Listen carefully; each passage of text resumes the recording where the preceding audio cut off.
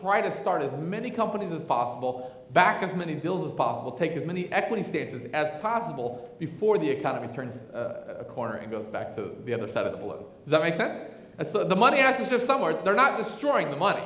It goes somewhere, like we talked about this morning, right?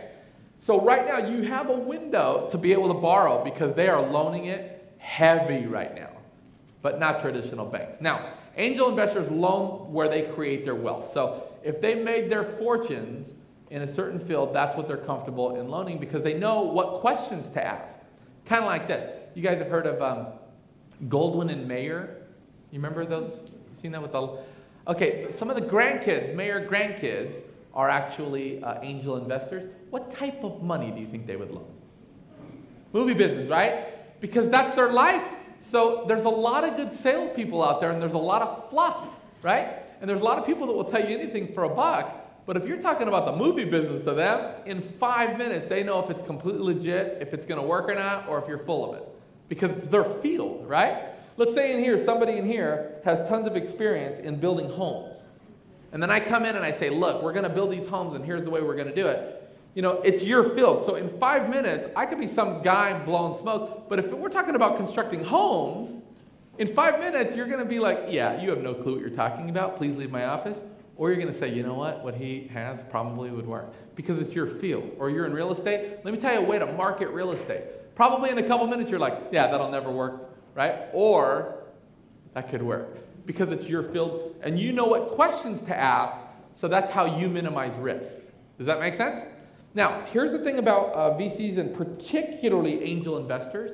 Angel investors break up into groups called angel groups, and it's basically like an affiliate program. You with me? So they might have, and the thing that makes us the most aggravated is that when people don't know what you do. So I get people hit me all the time like, hey Dan, I need like $2.5 million for this.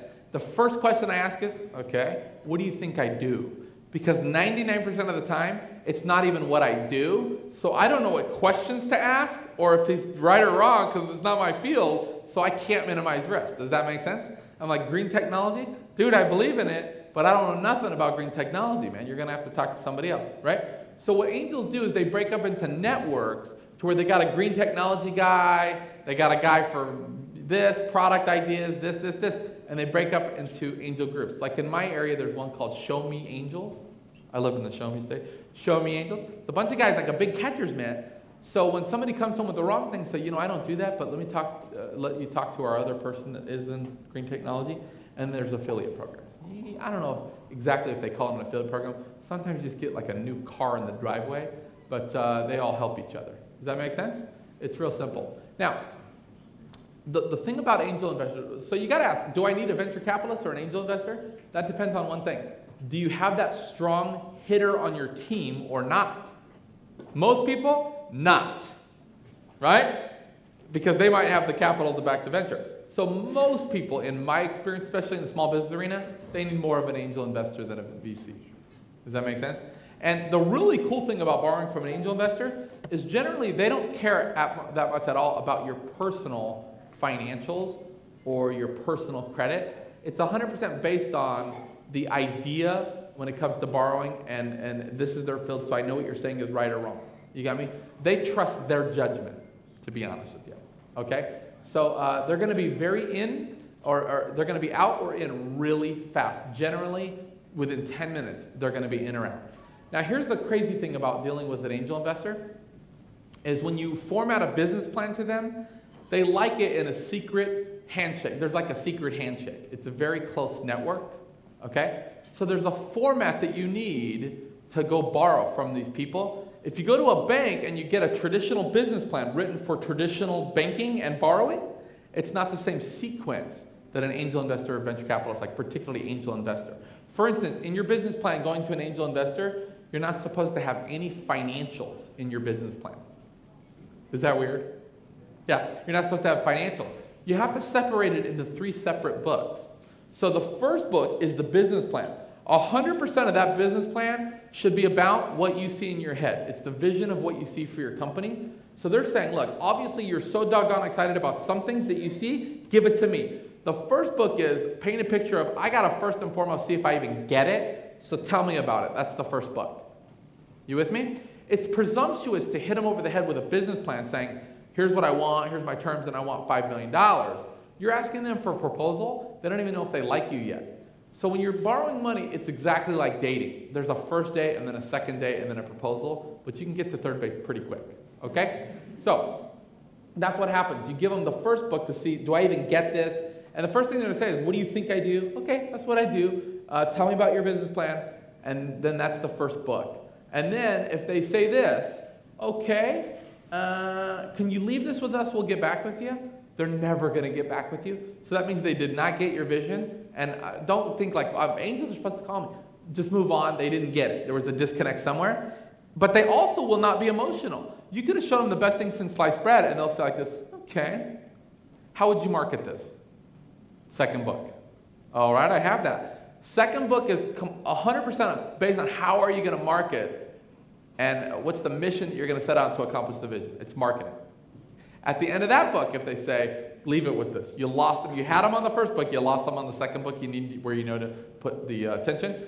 If they say, okay, all right, makes sense. What's it going to take to launch it? That's the third book, loan proposal. And you're going to give them the specific terms.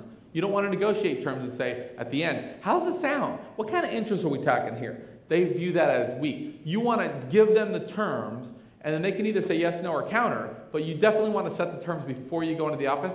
So let me tell you the terms they like. Generally speaking, they want a 10-year, 120-month term loan, and they're going to start at 2 points above prime rate. Anybody know what prime rate is right now? 3.25. It's a little under 4%. So it might start off around 6%, 7%. Is that highway robbery? It's not bad. It's not the mafia. They're not vulture capitalists, okay? It's usually 2 points above prime rate. Now, they will try to take an equity stance in your company. You know what I mean? They will try to, and generally the negotiation on the back end is going to be somewhere between 10 and 20%. They'll start at 20, you start at 10, okay? But it's going to be 10 to 20%. Now, a lot of people, especially visionaries, for some reason we resist this. They're like, I'm not giving up even 10% of control of my company because they're going to take over. This is my vision, God darn it, and they're going to try to tell me what to do, and it's not going to be done the way I want it. Believe me, that's insane talk. They don't want to be a cog in your machine. They definitely don't want to run day-to-days for you and be involved in the process. Believe me, they just want an opportunity to make some money. You got me? They're not going to even get involved. Unless you veer off course like 25, 30% of what the original plan was, then they'll come back in and say, you know, we're not blaming anybody, but we're pretty far off course from the original plan here. And we already perceive the problem is this, and this, because that's their field too. And we've already hired the people. See, at that point, they would almost be willing to come in for a little bit more money than fail, right? So you want to give them that insurance policy in the back because, honestly, to me, it's insurance that they really, they're going to help you make sure that this thing goes all the way, right? And believe me, they're not going to try to get involved for 10 or 20% until you get really far off track. But it is a good insurance policy for success. I would definitely make sure they own some back end. You with me? Now, here's the other thing, is when they're coming in, when you're negotiating these terms, I would start, like I said, 2 points above prime rate, 10, 20% of the back end. But you don't have to give them back end. I've seen some people that don't give a back end, but you got to give them more front end. Most people, when they go, they almost have to role play this because people don't get money because they don't know how to do it. When you go in, I would act like I don't want them to have anything on the back end, right? Because if you just give up the back end like this, look, just treat me right on the front end and make sure I get the loan. You can take whatever you want on the back end, 20, 30, 40, 50, whatever. Just make sure. Does that show them that you really even have a lot of conviction you think the plan's even going to work? See, they're going to be like, I think this guy wants a loan, but he don't even care. He's giving up millions right now. That easy. So what I would do is the opposite approach. I would fight them tooth and nail like I don't want to give them any back end. And I'd say, man, I'd rather give you more points on the front end because I'm not giving up back end. Ultimately, that equates to millions, and I know it's going to be. See, show them that you're really sold on this thing's going to work, but don't leave that table without giving them some equity stance in the back because it's an insurance policy to make sure that the thing works. Believe me, okay? So you got to keep that in mind. But again, the business plan is a secret handshake. If you go online and type in angel investors, you'll get tons of information. But it ain't going to tell you who they all are, where they live, and what their addresses are, and what type of money they love.